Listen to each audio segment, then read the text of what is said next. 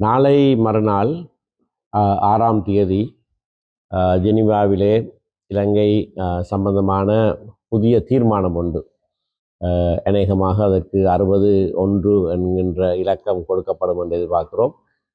அந்த தீர்மானம் நிறைவேற்றப்பட இருக்கிறது. சென்ற வருடம் தீர்மானம் ஒன்றை இணை அரசு நாடுகள் கொண்டு வந்தபோது இலங்கை அரசாங்கம் வெளிப்படையாக நாங்கள் அதை எதிர்க்கிறோம் என்று சொல்லி இருந்தாலும் வாக்கெடுப்பு நேரத்திலே வாக்கெடுப்பை கோரவில்லை. அதனாலே வாக்கெடுப்பு இல்லாமலே அது நிறைவேற்றப்பட்டது. இந்த தடவையும் அப்படியான ஒரு எதிர்பார்ப்போடு இணை அரசு நாடுகள் இருக்கின்றன.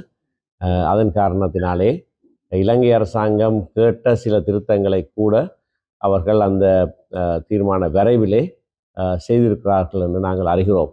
அது எங்களுக்கு ஏமாற்றத்தை கொடுக்கிறது. ஏனென்றால் இந்த தீர்மானத்திலே இருக்கிற சில வீரியங்களை குறைப்பதற்காக இலங்கை அரசாங்கம் அப்படியான நடவடிக்கையை எடுத்திருக்கக்கூடும்.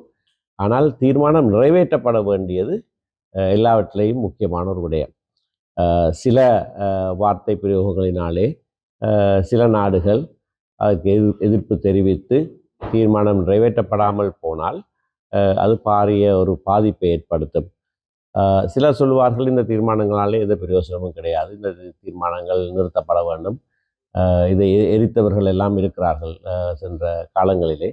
ஆனால் சர்வதேசத்தினுடைய பார்வை இலங்கை மீது தொடர்ச்சியாக இருக்க வேண்டுமாக இருந்தால், விசேடமாக பொறுப்பு கூறல் சம்பந்தமாக, நல்லிணக்கம் சம்பந்தமாக சர்வதேசத்துடைய பார்வை இலங்கை மீது விசேடமாக வடக்கு கிழக்கிலே நடந்த போர் சம்பவங்கள் சம்பந்தமாக இருக்க வேண்டுமாக இருந்தால் இந்த தீர்மானங்கள் தொடர்ச்சியாக நிறைவேற்றப்படுவது அத்தியாவசியம். இது பலருக்கு இது புரியாத விஷயமாக கூட இருக்கலாம்.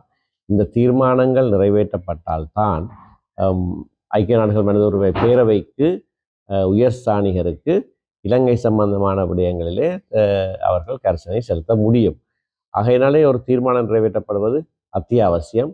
அந்த வகையிலே இணை அரசு நாடுகளுக்கு நாங்கள் நன்றி செலுத்துகிறோம்.